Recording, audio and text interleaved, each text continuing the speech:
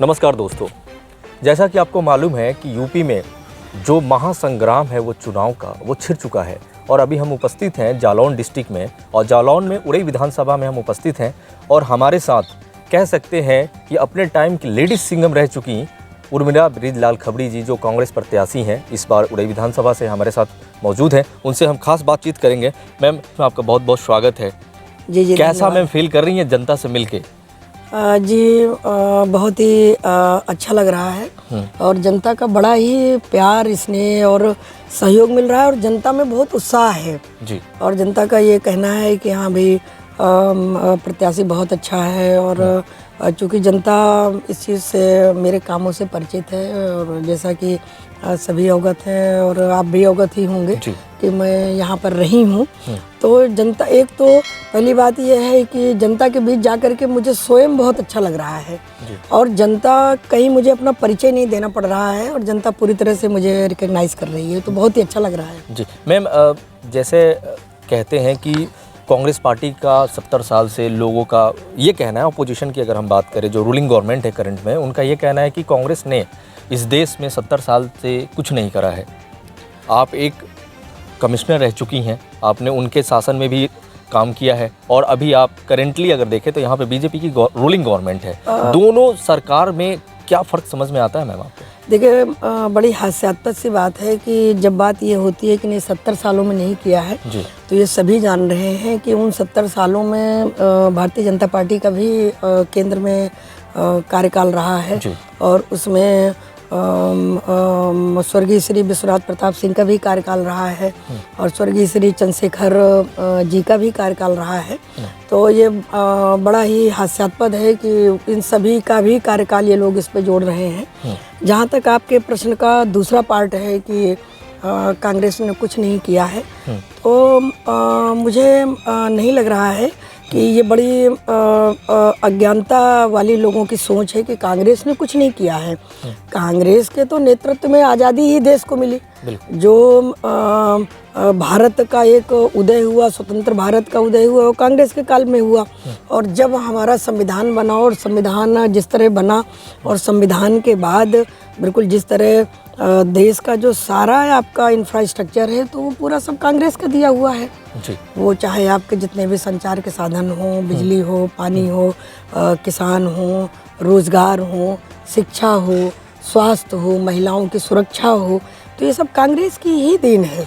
Ma'am, जब चुनाव आते हैं, जिस भी प्रदेश में चुनाव होता है वहाँ पे बहुत बड़े बड़े वादे किए जाते हैं, बस धरातल पे मैम क्या है वो जनता को मालूम है। आप भी जनता के बीच में घूम रही हैं, लोग आपको काउंटर करते होंगे। हाँ जी, बिल्कुल। और जहाँ तक काउंटर करने का प्रश्न है तो मुझे इन सवालों को नहीं फेस करना पड़ रहा है क्योंकि ये मेरा पहला चुनाव है जी। और मुझे बड़ा अच्छा लगता है कि सत्ताधारी पक्ष को ही खूब गालियाँ मिल रही हैं और बुंदेलखंडी में महिलाएं उन्हें बढ़िया बढ़िया गाली दे रही हैं। तो जहाँ तक मुझे अभी इस तरह के सवालों से फेस नहीं करना पड़ रहा है। हाँ, जो लोग नहीं जानते हैं कि हाँ भाई ये मेरा ये पहला चुनाव है तो वो ज़रूर कहते हैं पहले देखिए, आप सड़क देखिए, ये पानी देखिए। अभी मैं कल एक गाँव गई थी रात में, करथरा, वहाँ सारी सब समस्याएं थी और उधर का गए थे हम, बिहड़ में गए थे तो लोगों का सबसे बड़ी समस्या है पशुओं की।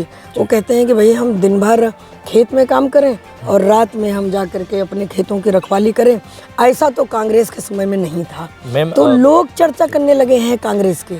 जी मैम, जैसा कि आपका प्रीवियस बैकग्राउंड अगर देखा जाए तो आप एक क्लास 1 की ऑफिसर रैंक से बिलोंग करती हैं और आपके जो हस्बैंड हैं वो एक सांसद रह चुके हैं। अचानक से मैम राजनीति में आने का फैसला कैसे किया आपने? देखिए, जो अधिकारी होता है, नौकरशाह होता है, वो भी जनता की ही सेवा करता है। हम जनता की ही सेवा करते हैं, इसीलिए हमें लोक सेवक कहा जाता है। और जहाँ तक राजनीति में आने का प्रश्न है तो ये केवल एक ये बचपन से ही मेरे मन में इस चीज़ की थी क्योंकि मेरे पिताजी भी राजनीति में थे। तो एक शुरू से माहौल मिला और बहुत छोटे से ही बाबा साहब को पढ़ा हमने, बाबा साहब के संघर्ष को पढ़ा और बड़ा संघर्षमय जीवन भी रहा बचपन का। और पिताजी का ये था कि नहीं, यहाँ बच्चे को आगे ले जाना है।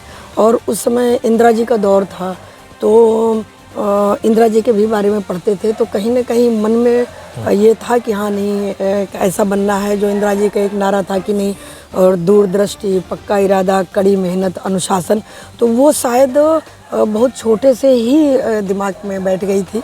और एक ये सेवा समाप्ति के बाद राजनीति में आने का है, तो एक तरह का ये संयोग भी है कि उधर सेवा की समाप्ति हुई और इधर जिला पंचायत का ये आरक्षित सीट हो गई।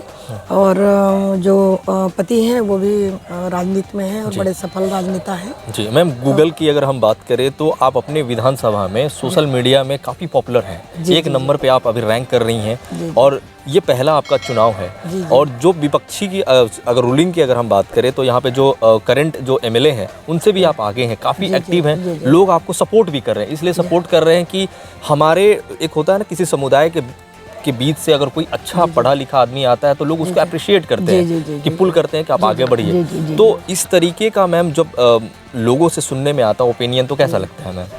जी बहुत अच्छा, निस्संदेह बहुत अच्छा लगता है। और जहाँ तक अभी वर्तमान विधायक की है, तो उन्हें तो जैसा कि पता ही है कि हर गांव में भगाया जा रहा है, और ऐसे ऐसे गांव भी लगे हैं कि हाँ भाई आपका प्रवेश यहाँ पर वर्जित है।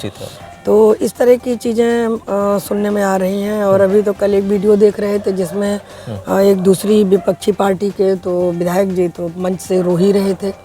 तो मुझे बहुत ही सहयोग मिल रहा है। मैम एक चीज़ और मैं जानना चाहूँगा, ये थोड़ा सा नेशनल लेवल का न्यूज़ है। पैगासस सॉफ्टवेयर के वायरस, मतलब आपने नाम सुना होगा, पैगासस एक वेबसाइट है जिसके वजह से कह सकती हैं मोदी गवर्नमेंट के ऊपर आपके पार्टी के राहुल गांधी अध्यक्ष जो हैं उन्होंने एक आरोप लगाया है कि पैगासस एक सॉफ्टवेयर लिया गया है जिसका कॉस्ट है 300 करोड़ रुपए का वो सॉफ्टवेयर है, और वो यूज़ किया जा रहा है अपने जो विपक्ष के जो लोग हैं उनकी वॉइस कॉल सुनने के लिए, उनके जितने भी प्रोपेगेंडा है ये सब चीज़ों को सुना जाए, फिर उनके हिसाब से मतलब कह सकते हैं काइंड ऑफ की जासूसी के लिए। तो इस तरीके का सॉफ्टवेयर लेके यूज़ करना अपने विपक्ष वाले के ऊपर किस हद तक लोकतंत्र में सही है? बिल्कुल ही गलत है। देखिए, और चूँकि हमको विचारों की स्वतंत्रता का हमको अधिकार संविधान में मिला हुआ है, अभिव्यक्ति का अधिकार मिला हुआ है, तो ये विचारों की स्वतंत्रता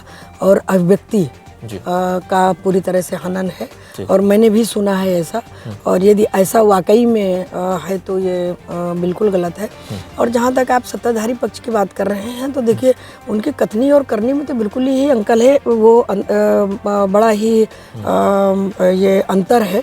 अभी मैं बाज़ार से आ रही थी और अभी मैंने देखा कि आज यहाँ पर भारतीय जनता पार्टी के राष्ट्रीय अध्यक्ष जी आए हुए हैं। और आचार संहिता लागू है, और पूरा जी और प्रशासन चिल्ला चिल्ला के कह रहा है कि हाँ नहीं भी आचार संहिता का आपको पालन करना है। और अभी आपको जरा सा भी समय मिले तो आप थोड़ा बाहर जाके देख लीजिएगा कि बिजली के खंभों में बड़े बड़े कटआउट लगे हुए हैं, उनके पोस्टर बैनर लगे हुए हैं।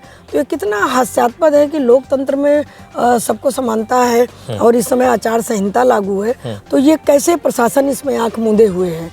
भाई आचार संहिता है तो इस समय तो बिल्कुल सारी चीज़ें जो हैं वो चुनाव आयोग के अंदर हैं, तो फिर कैसे प्रशासन इसमें आंख मूंदे हुए है कि हमारे लिए कोई नियम कानून और विपक्ष के लिए कोई और नियम कानून? तो ये तो उनका विपक्ष की तो कथनी करने में बिल्कुल भारी अंतर है ही है। जी मैम, एक और सवाल है लास्ट मेरा, कि जब आप सरकार के लिए काम करती थी, जब आप एक गेस्टेड ऑफिसर रैंक पे थी, तो लोग आपको लेडी सिंघम के नाम से जाने जाते थे, लोग आपको काफ़ी पसंद भी करते थे। और एक बार का आप मुझे करेक्ट दीजिएगा ये अफवाह सही है या गलत, एक बार शायद आपने अपने मतलब आपके जो देवर थे उनका भी आपने शायद चालान काटा था। देखिए तो उनका जरूर ट्रैक्टर मैंने पकड़ा था और जुर्माना लगाया था 10,000 का। और उनका ही नहीं, यहाँ के जो बड़े बड़े जो नेता हैं वर्तमान में, उनके भी मैंने ट्रैक्टर सीज किए थे। और जहाँ तक ये आप लेडी सिंघम की बात कर रहे हैं, तो उस समय यहाँ पर बुंदेलखंड में बड़ी नकल होती थी और बड़ा जुनून था कि नकल को रोकना है। तो यहाँ के 2 स्कूल हैं, मैं उनका इसमें नाम नहीं लूँगी, उनका रिजल्ट उस वर्ष आपका ये 99 में और 2000 में वो रिजल्ट आया था 4% और 5%। तो आज भी जब मैं क्षेत्र में जाती हूँ तो तमाम ऐसे नौयुवा मिलते हैं, कहते हैं कि हम आपकी वजह से फेल हो गए और आपने हमको दौड़ा लिया और हमने नकल चबा ली तो हमारे गले में लग गया। और दूसरा एक कारण था कि अतिक्रमण जो बाज़ारों में था उसको मैंने बड़ा ही नियमानुसार कहिए और बड़ी कठोरता से उसे हटाया। और एक जो दूसरा था वो गुटखे से मुझे लगता है कि स्वास्थ्य के लिए बहुत हानिकारक है। और ये बुंदेलखंड का बड़ा दुर्भाग्य है कि यहाँ पर मुझे लगता है कि अपवाद स्वरूप कुछ को छोड़ दें और यहाँ पर गुटखे का सेवन सभी करते हैं, जो कि उन्हें ये पता भी है या नहीं पता है कि गुटखा किस तरह उसको स्वास्थ्य को और शरीर को नष्ट करता है।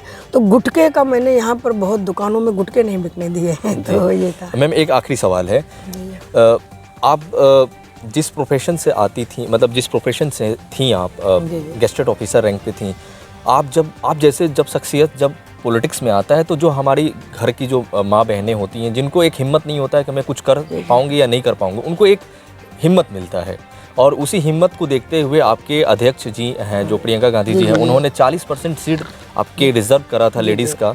और एक नारा जो आपके उत्तर प्रदेश में काफ़ी फेमस चल रहा है, लड़की हूँ लड़ सकती हूँ, ये पूरे मैम बयान को आप किस तरीके से देखती हैं?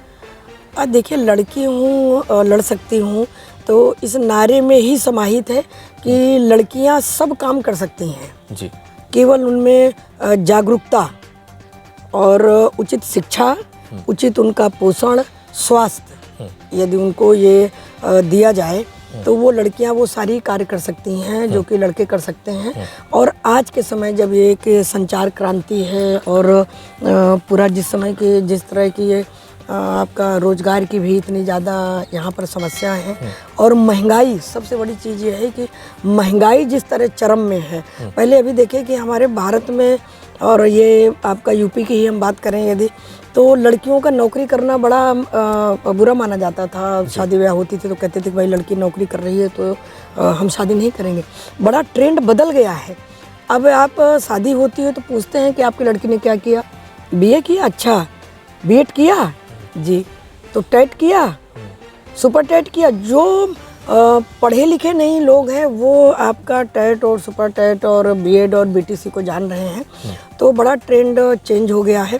तो इस नाते ये दीदी का ये कहना है कि हाँ, जिस तरह की ये लड़कियों को घर को चलाने के लिए जो महिला और पुरुष है, गाड़ी के दो पहिए हैं और दोनों यदि इसके घर की अर्थव्यवस्था को चलाने में अपना हाथ बटाएं तो बच्चों की जो परवरिश है वो बहुत अच्छे से होगी और घर भी बड़ा अच्छे से चलेगा।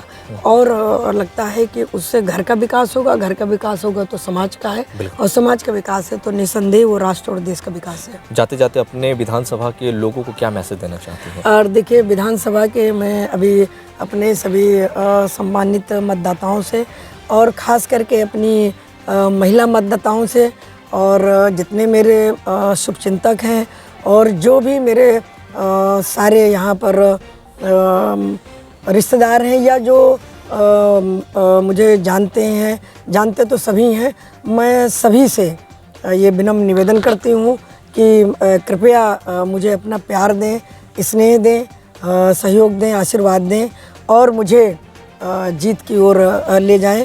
और मैं आपको ये विश्वास दिलाती हूँ कि आपके विश्वास में मैं खरा उतरूँगी और जो आपकी एक अपेक्षा है कि हाँ, एक जनपद का विकास इस तरह होना चाहिए और जहाँ हर जगह ये समस्याएं हैं नाली की, सड़क की, पानी की, तो मैं निसंदेह प्राथमिकता के आधार पर उन सबको मैं पूरा करूँगी। इसलिए प्लीज़ मुझे सहयोग करें और मुझे जिताएं।